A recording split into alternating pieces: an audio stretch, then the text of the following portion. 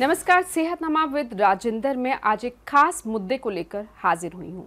HPV vaccine क्यों ये हर लड़की को लगवानी जरूरी है, इसी पर बात सीनियर गायनेकोलॉजिस्ट डॉक्टर प्रीति जिंदल के साथ। बहुत बहुत स्वागत डॉक्टर प्रीति हमारे इस शो में।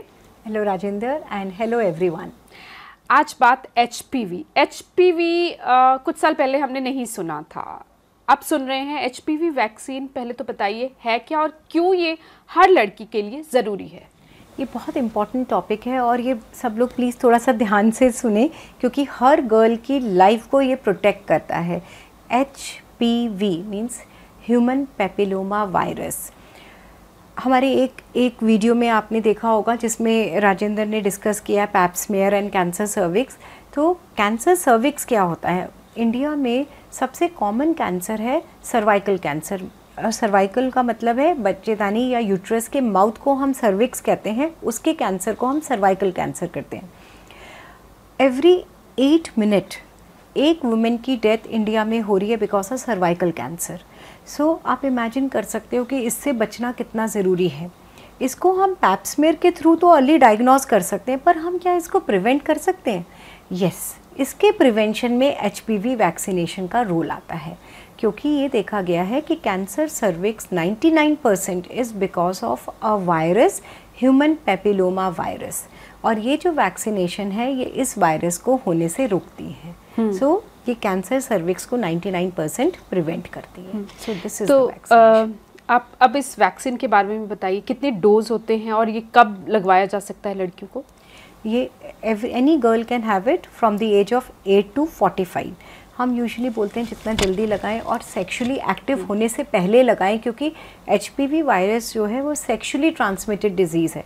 तो अगर आपके प्रेगनेंसीज या डिलीवरीज होने से पहले लगा लो, यानी कि कॉलेज जाने से पहले। सो 8 साल से 45 की एज तक it is allowed to be given in India. India के बाहर 8 to 25 ईयर्स तक अलाउड है क्योंकि वहाँ लोग ज़्यादा अवेयर हैं और जल्दी लगा लेते हैं। अगर आप 14 ईयर्स के पहले लगाते हो तो इसकी 2 ही डोजेज़ होती हैं, एक जैसे आज लगाई और एक 6 महीने के बाद। अगर आप 14 ईयर्स के बाद लगाते हो तो 3 डोजेज़ हैं, एक आज लगी आज से 2 महीने के बाद और एक आज से 6 महीने के बाद। So this is the how. And 2 brand की ये आती हैं, आप कोई भी लगा सकते हैं। कितनी सेफ है ये vaccine? It is very safe. कोई इसके साइड इफ़ेक्ट्स तो नहीं होते? नहीं, कोई साइड इफ़ेक्ट्स देखे नहीं गए और अब तो वर्ल्ड में ये बहुत सालों से यूज़ हो रही है। बीच में तो गवर्नमेंट ने इसको फ्री भी लगाया था कई स्टेट्स में, और ये आराम से बाज़ार में अवेलेबल है। पीडियाट्रिशियंस और गायनेकोलॉजिस्ट सब ये लगा रहे हैं। पर अभी बहुत ज़्यादा अवेयरनेस नहीं है इसको लेके, ऐसा क्यों है? क्योंकि मीडिया अभी इतना, जैसे आपने ये इतना अच्छा टॉपिक लिया, आपके थ्रू इतने लोगों को पता चलेगा।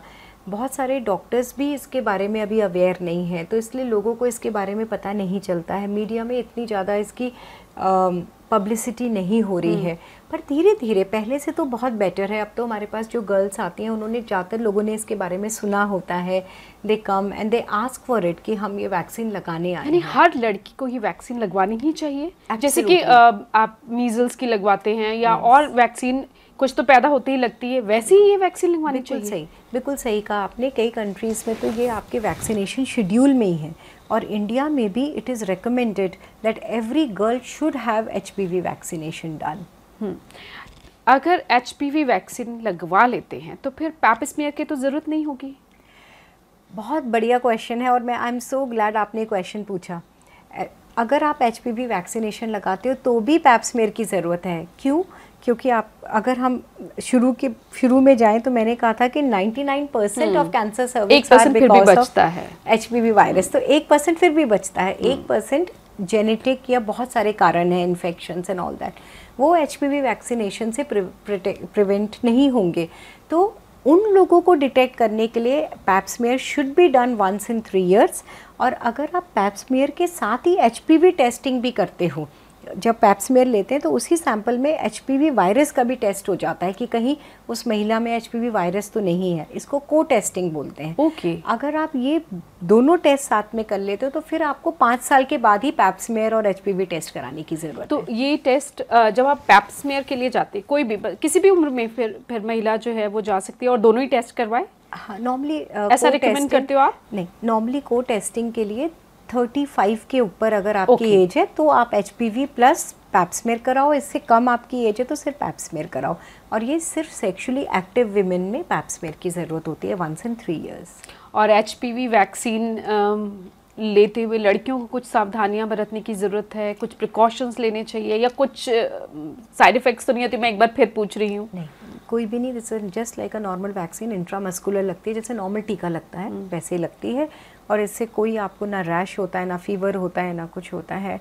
एंड यंग गर्ल्स आती हैं, लगा के चली जाती हैं, कोई प्रॉब्लम नहीं होती है। बहुत बहुत शुक्रिया डॉक्टर प्रीति इस पूरी जानकारी के लिए। उम्मीद करती हूँ कि HPV वैक्सीन को लेकर पूरी जानकारी आपको मिल गई होगी। हर लड़की को ये वैक्सीन ज़रूर लगवानी चाहिए।